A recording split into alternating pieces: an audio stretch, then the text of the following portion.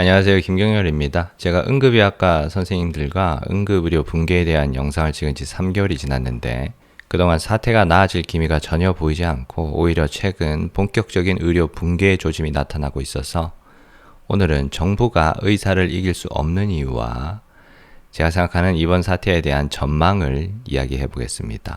최근 임산부가 구급차에서 아이를 낳고 뇌졸중 환자나 소아 환자들이 입원할 병원을 찾지 못하는 등 의료 붕괴의 조짐이 보이고 있지만 정부는 6개월만 버티면 우리가 이긴다. 특정 직역에 굴복하면 비정상적인 국가다. 이런 식으로 정부 정책에 저항하는 의사 집단을 이겨야 된다. 그런 시각을 가지고 있죠. 하지만 정부는 의사들을 이길 수 없습니다. 왜냐하면 의사들은 정부와 싸우고 있지 않기 때문이죠. 지금 의사들은 싸우고 있지 않습니다. 그냥 포기하고 도망갔을 뿐이죠. 최근 응급의료의 붕괴가 응급의학과 의사들이 정부 정책에 맞서 싸우고 있기 때문에 생겼나요? 아니죠. 그냥 일이 너무 힘들어서 그리고 소송 위험 때문에 응급의학과 전문의 개개인이 응급의료를 포기하고 떠나고 있는 거죠. 지금 임산부가 구급차에서 출산하는 게 산부인과 의사들이 정부 정책에 맞서 싸우고 있기 때문일까요? 아니죠. 십수억을 배상해야 되는 소송 리스크와 박민수 차관이 시행한 포괄수가제 때문에 산부인과 전문의들이 분만을 포기하고 떠났기 때문입니다. 지금 소아 중증 환자들이 치료받기 어려운 게 소아과 전문의들이 정부 정책에 맞서 싸우고 있기 때문일까요? 아니죠. 이대 목동병원 소아과 교수님이 감옥에 가시는 걸 보고 젊은 의사들이 소아진료를 포기하고 떠났기 때문입니다. 며칠 전에도 전남대 소아외과 선생님이 잘못은 없지만 배상은 하라는 법원의 정의로우신 판결을 받았죠. 몇 년이 지나도 변하질 않네요. 그나마 체포는 안 됐으니까 좀 나아진 건가요? 의료 붕괴는 의사 집단이 정부 정책에 맞서 싸워서 생기는 게 아닙니다. 개개인의 의사가 정부 정책 또는 법원의 판결에 굴복해서 내가 힘들게 수련했던 특정 의료를 포기하고 떠났기 때문에 생기는 겁니다. 이번 전공의 사직 사태도 마찬가지입니다. 2,000명이라는 전혀 근거 없는 숫자. 낙수의사라는 정부의 낙인, 그리고 국민의 기본권을 무시하는 여러 가지 명령들, 거기에 합세한 언론의 의사 악마화를 보면서 전공의들이 힘든 수련을 포기하고 떠난 겁니다. 물론 인기과 중에서는 일부 돌아온 전공의 선생님들도 계시지만 소위 낙수과라고 불리는 바이탈과 전공의 선생님들은 정말 포기하고 떠났습니다. 정부는 아직까지도 의사 집단을 이겨야 한다, 굴복하면 안 된다, 이런 소리를 하고 있지만 상대가 없는 섀도우 복싱이죠. 의사들은 정부 정책에 맞서 싸우고 있지 않습니다. 그냥 정부 정책에 굴복해서 전공을 포기했을 뿐이죠.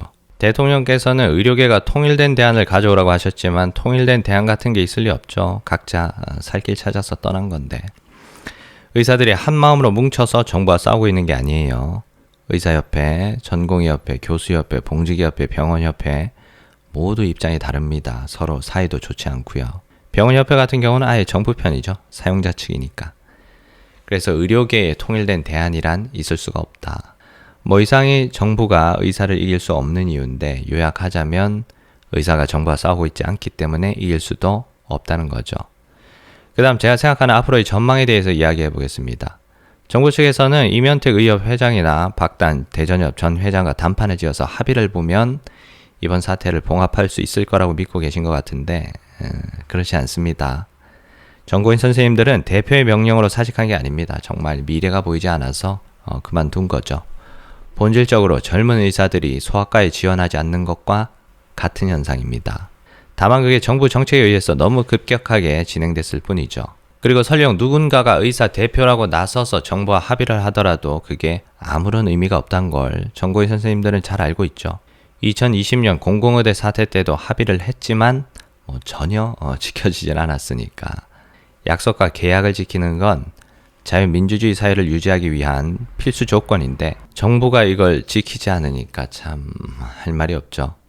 그래서 정부가 어떤 약속을 하더라도 정치인들끼리 어떤 합의를 하더라도 의미가 없다.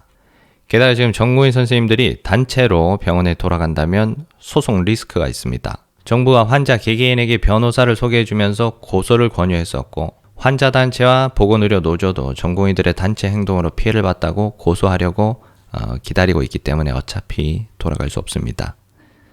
그럼 이번 사태는 어떻게 흘러갈까?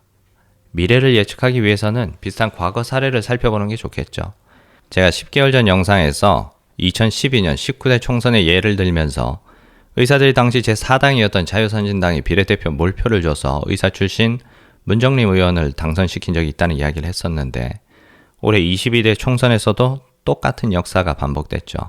역시 제4당인 개혁신당에서 의사 출신 이주영 의원이 당선됐으니까 참 재밌습니다. 그리고 이번 의료붕괴의 미래를 예측하기 위해선 2000년 의학분업 사태가 어떻게 끝났는지를 보는 게 좋겠죠. 의학분업은 1999년 8월에 보건복지부에서 최종 시행안을 확정한 뒤 같은 해 12월 의협을 중심으로 의권정치투쟁위원회 일명 의쟁투가 결성됐고 2000년 4월 개인 병의원을 중심으로 휴진이 시작됐고 6월부터 대학병원 전공의와 교수님들까지 파업에 동참하려는 움직임이 생기면서 사태가 심각해지자 6월 24일 김대중 대통령과 이회창 총재가 청와대에서 긴급 영수회담을 열고 의협의 요구를 수용하는 약사법 개정을 7월 임시국회에서 추진하기로 합의하면서 의사파업이 일단락되는 듯 했습니다. 하지만 진행된 약사법 개정에서 의료계 요구가 거의 반영되지 않고 뒤에서는 검찰이 사법 처리를 빠르게 진행하면서 당시 김재정 의협 회장을 비롯한 의협 지도부를 구속시켜버렸죠. 통수가 얼얼한데 당시 의협 지도부를 기소한 검사가 윤석열 대통령이고 의쟁투의 신상진 위원장 현 성남시장의 변호사가 민주당 이재명 대표라는 사실이 참 재밌습니다. 이번에도 비슷한 구도로 가는 것 같죠. 어쨌든 지도부 구속에 대한 반발로 개원이들이 폐업 투쟁을 선언했고 전공의 전임의들은 대학병원을 나왔고 의대 교수들은 외래 진료를 중단했습니다.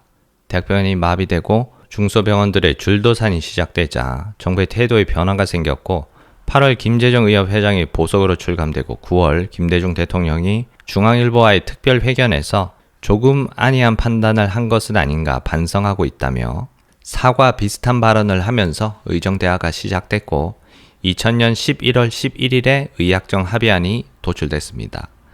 이후로는 의료계 내부의 갈등은 있었지만 전국적으로 큰 혼란은 없었고 각각의 의사들은 변한 의료 환경에 적응하면서 현실을 살아갑니다.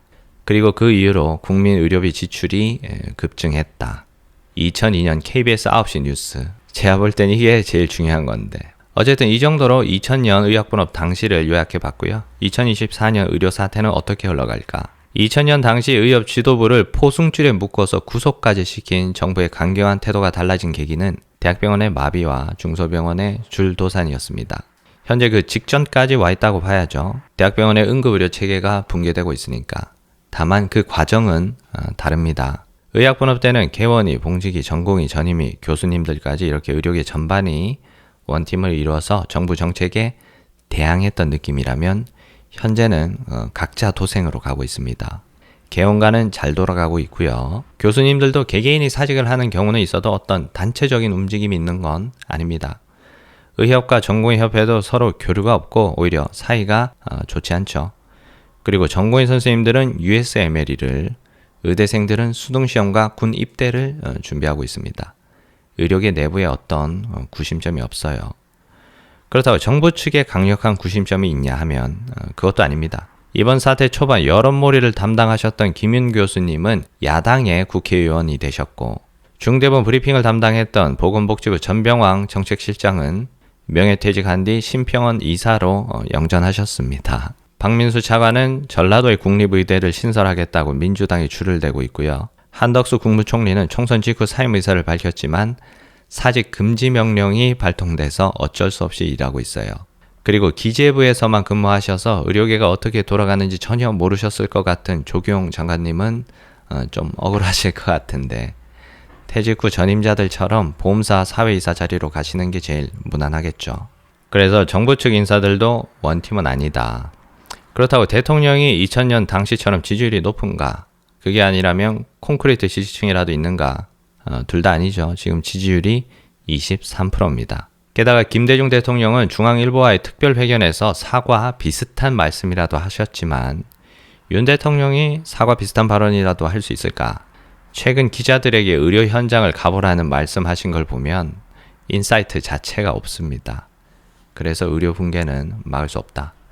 지금 정부는 2026년 의대 정원 재조정이 가능하다고 전공의들을 설득하고 있지만 저는 2025년 증원을 철회해도 사태 해결이 불가능하다고 생각합니다. 그동안 정책 당국자들이 너무 감정적인 언플과 거짓말을 많이 했기 때문에 직업 선택의 자유를 제한하겠다, 법정 최고형을 내리겠다, 전세기를 띄우겠다. 일반 국민들을 선동하기 위한 언플이었지만 의료인들 그리고 의대생들에게는 속이 뻔하게 보이는 거짓말을 너무 많이 했어요.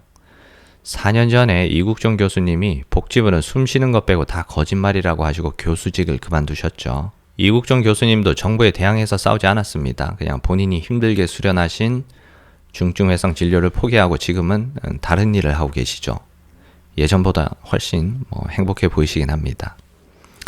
그리고 정부 측뿐만 아니라 지금은 반대편으로 넘어가신 김윤 의원님도 몇 년 전에는 의대 증원을 할 필요가 없다고 했다가 사태 초반에는 2,000명이 아니라 4,000명을 늘려야 된다고 했다가 야당 국회의원이 된 지금은 윤석열 정부가 너무 과도하게 정책을 밀어붙이고 있다고 비판하고 있어요.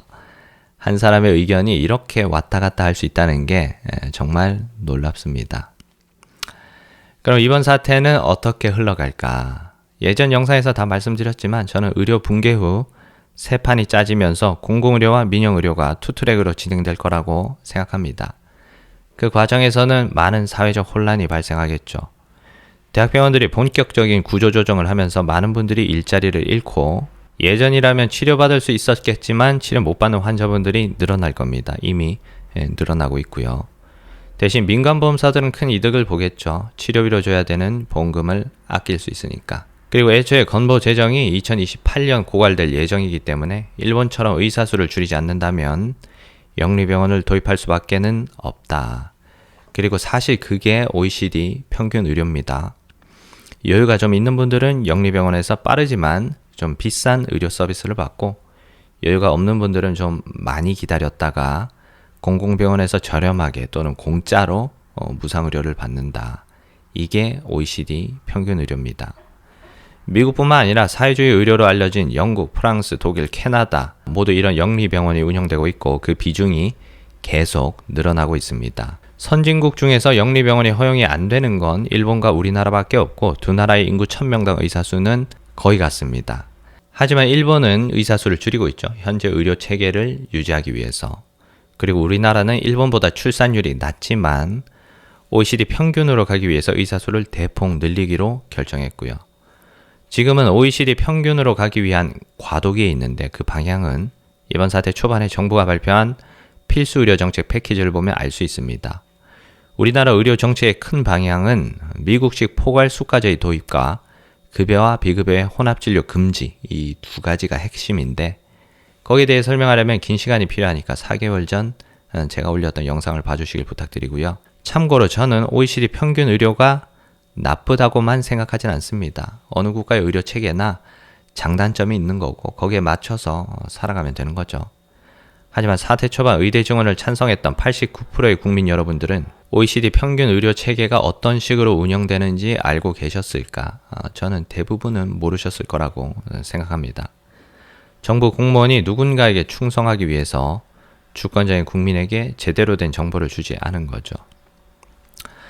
어쨌든 최근 응급의료의 붕괴로 제가 오랜만에 의료정책 관련 영상을 찍어봤는데 지금은 병에 걸리면 정말 큰일 나는 시기니까 사고 조심하시고요. 건강 조심하시고요. 저는 다음 시간에 돌아오겠습니다. 긴 영상 끝까지 시청해 주셔서 감사합니다.